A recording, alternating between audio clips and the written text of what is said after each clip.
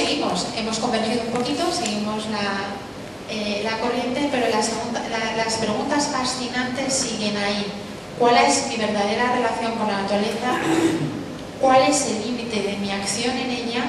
¿Y qué es esa belleza que me está reclamando una respuesta? Muchas gracias.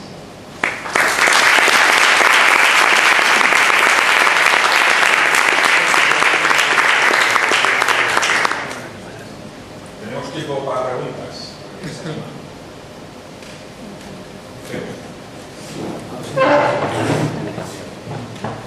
Felicito a la ponente por la charla o conferencia, digo que felicito a la ponente porque siempre cuando una sesión, digamos, es buena, da mucho más que pensar que lo que aquí se dice, ¿no? Afortunadamente. Y entonces me parece que este es el caso. Yo cuando lo he escuchado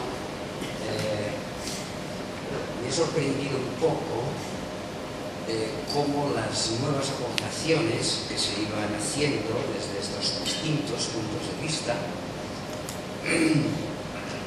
efectivamente aparecían ya más formalizadas a nivel académico, ¿no? Pero si uno rastrea, por ejemplo, la tradición agraria en el mundo mediterráneo, pues ya están escritas. Es decir, esa novedad yo no soy forestal, esa novedad de la administración del bosque en cuanto a las rotaciones, los cuarteles, etc. Eso podríamos decir que, si no milenario, sí es centenario en el Mediterráneo. Solo hay que acercarse, a lo mejor mañana aludo a eso, a cualquier comunidad de donantes en el Mediterráneo para ver cómo un bien escaso, como es el agua, era tratado. Primero como costumbre y luego como ordenanza escrita. Es decir, la relación con el recurso natural, bosque, agua, el suelo, en fin, la gran aportación de la civilización mediterránea, por ejemplo, y otras civilizaciones también, digamos el sudeste asiático, la China, etc. Digo que el gran descubrimiento es poder sonsacar unas utilidades a un territorio no mermando su capacidad. Eso es muy viejo. Por eso digo yo que a veces me ha sonado, no sé si, como que todos los que han citado pues estaban descubriendo, podríamos decir entre nosotros, el Mediterráneo. Estaban descubriendo el Mediterráneo. Y a mí me parece que sí, menoscabar, mucho menos el gran mérito que han tenido, ¿no? Pero yo, por mi experiencia personal, a nivel docente y a nivel de algunos trabajos de investigación, pues lo he constatado y lo he visto, que hay una sabiduría no escrita por parte de las comunidades rurales que han sabido tratar, y lo veremos mañana, no sé, con un comportamiento ético, con unos criterios de moralidad. Pero sí, a mí, por ejemplo, la eficiencia de la que hablaba, ¿no? La eficiencia, no me parece mal. Es más, yo creo que estamos obligados a ser eficientes, ¿no? Por nuestra propia condición de personas que están en esa naturaleza, ser eficientes con ella, ¿sí? Y no tenemos... otra cosa es el límite tecnológico de esa eficiencia, y no han sido las civilizaciones tradicionales extremadamente eficientes. ¿Cómo podemos explicarnos las enormes densidades de población en el sur de China, si no es por el descubrimiento de la gran eficiencia de la civilización de los pozos?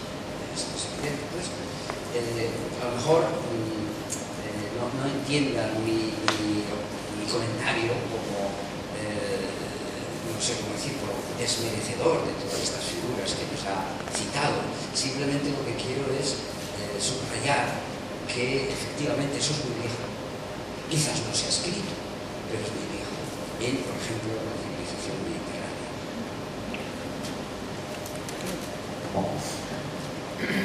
solo un apunte que seguro que podréis vosotros decir más cosas que yo, pero es cierto cuando... Yo creo que el problema de todo es la realidad, o sea, no verlo todos los factores. Cuando ves dónde hay más biodiversidad en Europa, ¿dónde ha sido? ¿Dónde está?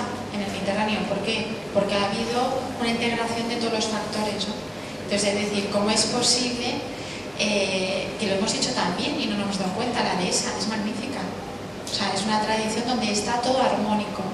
Cuando yo estoy hablando de la eficiencia, y en este proceso intelectual que yo estoy viendo, que digo, lo magnífico es la evaluación de impacto ambiental, ¿no? Yo decía, ¿cómo es posible que cuando tú traes a los mejores ecólogos y haces este estudio, el mejor equipo de economistas, el mejor sociólogos, los mejores no sé qué, vas a hacer un estudio de impacto ambiental, vas a hacer ese proyecto porque es sostenible y se queda horas y horas la gente protestando, gastando más dinero de lo que sea, o sea, a la gente le importa poco.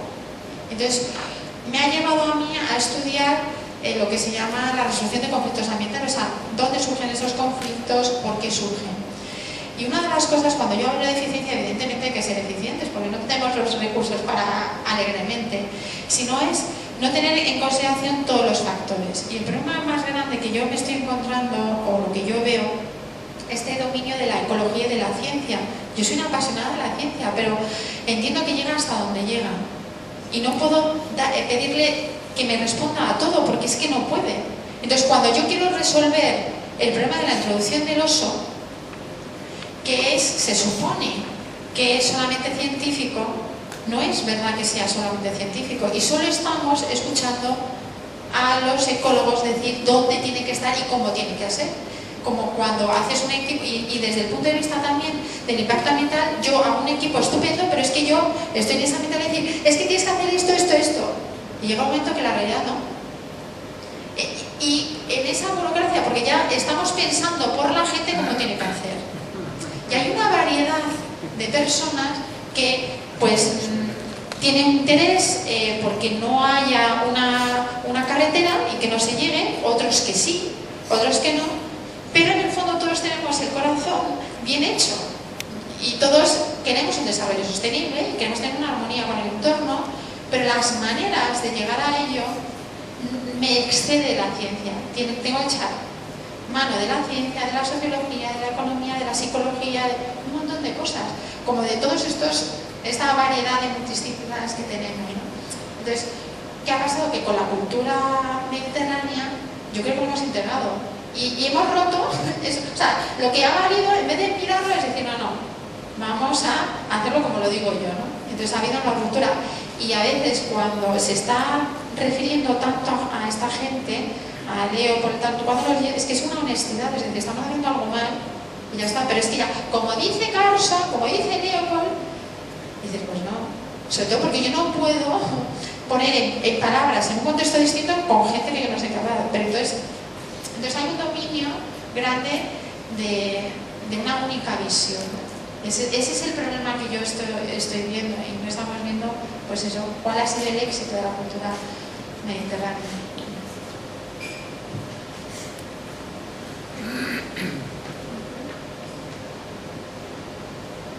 ¿Más preguntas?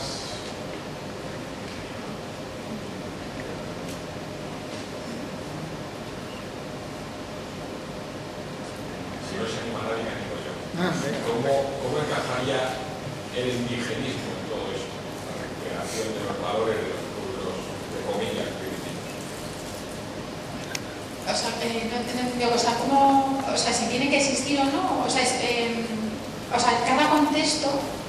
La valoración, la creciente valoración de las tradiciones indígenas, cómo encaja, digamos, en todos estos, en este desarrollo de ideologías ambientales. Claro, o sea, el indigenismo es uno de los también valores que se pone en alza, ¿no? O sea, se ve al indigenista como pues el verdadero persona, ¿no? que tiene una gran armonía, etc. En ese sentido, yo quizás no soy muy experta en eso, ¿no? Pero lo que sí que tengo claro es que tiene que haber si no hay un respeto a la dignidad de la persona y a sus manifestaciones, no te cargas con todo. Entonces, el problema es el no respeto a a las personas que están en ese contexto. Y muchas veces yo veo que ponemos en ellos lo que tienen que pensar o los ignoramos, y si ellos quieren estar, entonces yo creo que no hay un respeto a las que pensamos sobre ellos, ¿no? A veces veo con mucha lástima pues grandes figuras, ¿no? Como Sting hace mucho tiempo, ¿no? Que paseaba a grandes, no sé si os acordáis, a indígenas de Brasil por todos los sitios y estaban desarreglados, ¿no? Entonces, en ese sentido yo creo que hay que tener como mucho respeto a toda la diversidad, porque realmente tienen sus derechos, son personas igual que todos, y no tenemos que ir como imponiéndole las cosas, ¿no? Pero realmente hay que aprender de ellos, efectivamente.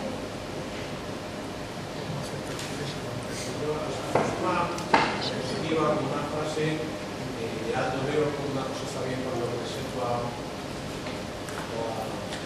la estabilidad e integridad de la comunidad biótica, y está mal cuando tiende a lo contrario. De algún modo, esta frase yo creo que está impuesta porque supone el comienzo de un planteamiento nuevo, porque luego nos has hablado que unos lo interpretan o no. Yo creo que sería interesante si nos puedes profundizar en esta visión de Leopold. ¿Cómo llega Leopold a esto? ¿Qué consecuencias tiene? Es que no quería hablar mucho porque me imagino que mañana yo dirá algo, entonces lo he pasado un poquito de pasada, pero realmente esa, para mí me ha inspirado mucho, ¿no? O sea, porque realmente cuando yo leí eso era decir, es que yo quiero la integridad de todo. O sea, como yo lo buscaba, cuando lo leí dije, pues este tiene algo que ver, ¿no? ¿Qué es la integridad y la estabilidad? Yo creo que supera, o sea, yo entiendo la naturaleza como un gran misterio, porque no sé, nadie sabe cómo funciona, o sea, sabemos, damos pasos, pero aún así excede muchas cosas, ¿no? Entonces lo de la integridad y estabilidad y belleza, pues me parece como un camino en el que tú te pones para ver, ¿no? Como de puntillas, un poco a ver cómo va evolucionando y vas haciendo, ¿no? Pero para no pisar a Jordi, a mí estos términos, ¿no? De integridad, de estabilidad y de belleza, en muchos tratados de ecología se habla de un sistema cual es la resiliencia o la estabilidad. Y dices, esto no es científico. O sea, puedes poner índices, puedes decir, puedes no sé qué, pero volvemos otra vez a que yo creo que es importante saber que también en los tratados de ecología nos están imponiendo unas cosas que a veces es frustrante porque no sabes cómo funciona, porque no es física, no llega a la física. Entonces, eso es lo que yo creo que lo más que está influyendo es el cientificismo, aparte del relativismo, miles de cosas, en esquizofrenia, pero hay un cientificismo muy grande. ¿Cómo ya entiendo yo el cientificismo? Es decir, poner en manos de la ciencia cosas que no te lo puede explicar. Y lo que es magnífico es tener un público, ¿no? que haya de todo, porque es que la realidad tiene que explicarse desde muchas maneras y acogerlo todo, ¿no? Y el problema también de la educación, yo creo que en España es a veces como ese prejuicio a estudiar pues, temas de ética o de filosofía de religión, cuando a lo mejor que yo he estudiado 2 años en Estados Unidos, ahí no se plantea. O sea, yo hice un máster en la Escuela Forestal de Yale y hice clases en la teología, la escuela teológica, ¿no? Me iba a ir a hablar de religión y de teología con todo el mundo, o sea, con filósofos. Claro, y me parecía un gusto. Y ese es el problema, que tenemos mucho prejuicio, mucho miedo a verlo, y yo creo que para conocer no hay que tener nada de miedo, sino todo lo contrario, sino toda una pasión. Y yo creo que esta gente, cuando hablan los clásicos, llegaron al límite de llegar a su conocimiento científico y digo, tiene que haber algo más. O sea, Aldo Leopold vio que seguía las leyes de Pinchot, que eran estupendas, pero dice, es que no funciona, o sea, yo veo que sigue habiendo desertización. O sea, yo sigo, entonces, ¿qué hago? ¿Qué podemos hacer? Tenemos que dar un salto, tenemos que cambiar, ¿no? Tenemos que cambiar de mentalidad y llegar y englobarlo. Pero se han quedado ahí, y los que hemos continuado estamos continuando de una manera muy parcial, y la realidad es que sigue habiendo problemas ambientales Y eso no es que me lo invente o no. O sea, luego podemos discutir quién origina el cambio climático, pero que lo hay no es, nadie lo discute. O que haya desaparición de especies, nadie lo discute, es que lo hay. Entonces, ¿qué hacemos?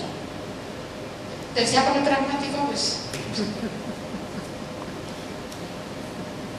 Yo le quería preguntar sobre dos figuras que creo que también han tenido influencia ambientalmente en el siglo XX y en cierta medida en el siglo XXI. Una es la de James Lovelock, que comienza con la hipótesis Gaia y termina finalmente pues hablando de que está todo perdido. Y otra es la del Club de Roma a nivel institucional, que elaboró diferentes informes que yo creo que en su momento también tuvieron bastante impacto en la opinión científica e incluso en la opinión pública. Es que yo pensaba que esos temas se van a tratar más adelante, ¿no? en el curso, entonces simplemente era introducir a los clásicos, efectivamente, o sea, a partir de ahí, Lovelock, también otro biólogo inglés, y a raíz de una cosa tan anecdótica como que el primer viaje a la Luna se hizo la foto, ¿no?, desde el espacio de la Tierra y ver esa maravilla, ¿no?, de ese planeta azul, se fascinó y entonces dijo, ya lo entiendo, ¿no? Entonces todo lo reformuló desde la hipótesis Gaia de que volvamos a que el gran ser supremo tiene que ser la Tierra, la biosfera Gaia, y todo lo que y toda la historia geológica, biológica y tal se explica porque en realidad se sirve a Gaia, los pulmones famosos de la selva amazónica, etcétera, etcétera. Lovelock, no sé, últimamente pues ha entrado en desgracia porque como ha dicho que lo del cambio climático y las nucleares y tal, pues ya ahora le han dicho, pues este no vale. Entonces dices, qué pena, ¿no? Porque tampoco hay ni libertad de expresión de un recorrido, ¿no? O sea, Lovelock pensábamos que ya le habíamos... O sea, yo creo que también hay mucho idealismo en esto, ¿no? Entonces, pues él está a favor de las nucleares y dijo, pero vamos a ver, ¿y ahora qué pasa? Porque las nucleares puede ser un remedio para eso.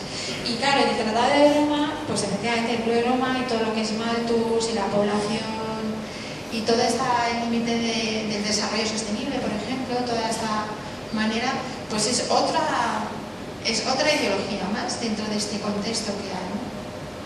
Todas las leyes ambientales y, bueno, a mí me estudio mucho la red natura, todo ha sido por un lobby de este estilo, ¿no? Todos herederos del Club de Roma, de grandes ONGs que van generando, pues, que hay que conservar a las aves, a los hábitats, etcétera, etcétera, ¿no? Entonces, bueno, yo creo que todo eso lo estaba dejando para más adelante, que creo que va a llegar, pero efectivamente. Pero viene de todo, yo creo que es mayo de 68, o sea, todavía no lo hemos superado. Yo creo que hay una necesidad vital de esa también romántica, de decir yo, ¿no? Yo, pero aparte vivo en una superación del ser supremo. Y yo es que no lo entiendo. O sea, no es que no lo entienda, todavía no me...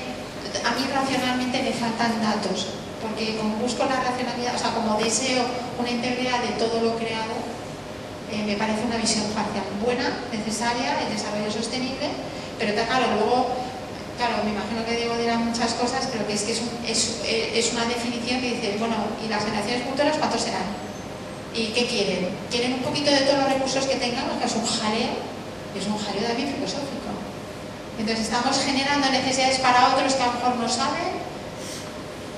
Pero el Club de Roma habla de cosas muy importantes como los límites. Sí, Schumacher, todo esto, ¿no? Sí. Ya después, porque fue en el 71 cuando aparece el informe del Club de Roma, donde por primera vez habla de que el desarrollo no puede ser un desarrollo sin límites. Y esto es lo que realmente a la gente le caló por primera vez, que vivíamos en un planeta sin límites, y eso fue lo que marcó luego la definición de sostenibilidad. Luego los que hicieron aquel informe, los relativos y todo su equipo han revisado periódicamente el informe de los límites del crecimiento con el más allá de los límites del crecimiento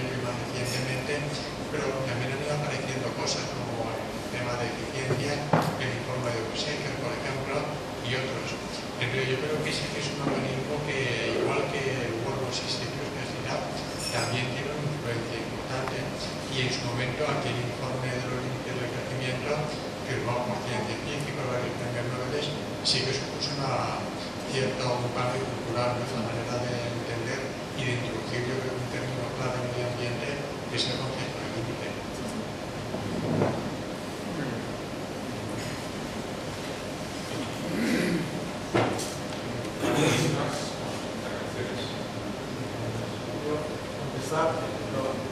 Una cosilla sobre el Club de Roma. El Club de Roma solo ha tenido una intervención en población. Es verdad que es famoso el informe del Club de Roma del 71, del 72, pero es un informe coyuntural. Quiero decir que el Club de Roma ha hecho informes de cientos de cosas a lo largo de muchos años y no es comparable al Watch Institute, es una cosa coyuntural donde en el 71 y el 72 abordaron ese tema, porque es una institución, por decirlo así, enfocada en los límites del crecimiento. Y como han hablado por alusiones por sostenibilidad, yo creo que la sostenibilidad la inventamos los forestales, los ingenieros de monte, en el siglo XVIII en Alemania y previamente con Felipe II, con aquello de no cortar. Pues luego está la sostenibilidad agraria, ¿no?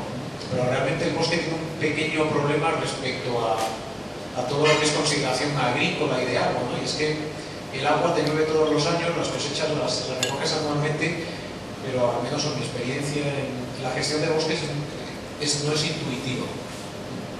O en la cultura mediterránea no se ha hecho verdaderamente mucha silvicultura, de hecho ni siquiera las dehesas son sostenibles, ¿no? La dehesa se va moviendo y se va comiendo bosque, ¿no? Ahora se intenta hacer sostenible, pero no lo ha sido nunca. Entonces, la sostenibilidad forestal como tal, científicamente surge en el siglo XVIII en Alemania y luego ya es cuando se la lleva nuestro amigo Pinchot de Estados Unidos y intenta aplicar en los Adirondacks, no le funciona y le echan y tal y cual, y ya la aplica en las reservas forestales. Pero no era obvia la sostenibilidad forestal. Y en el informe cuando fue en el 82, a raíz de los límites del crecimiento de Meadows, quien define por primera vez la sostenibilidad es Gro Harlem Brundtland, que es la ministra de Medio Ambiente, que es forestal. Entonces yo creo que es un aporte nuestro, ya por orgullo de profesión, pues que hemos traído la sostenibilidad que la hemos aplicado a los bosques y la hemos llevado al mundo entero. Pero esto es solo tirarme flores, como que no lo apliques. Muy bien. Bueno, hay alguna pregunta sobre algunos de los temas que se han tratado en esta sesión o en la anterior, o cerramos la sesión por ahí. Muy bien, pues entonces nada, muchas gracias María Ángel por la intervención. Entonces quedamos a las 9:15 aquí en el sitio este que al lado para la cena y luego tendremos la sesión con María ya en octubre. Muy bien, muchas gracias.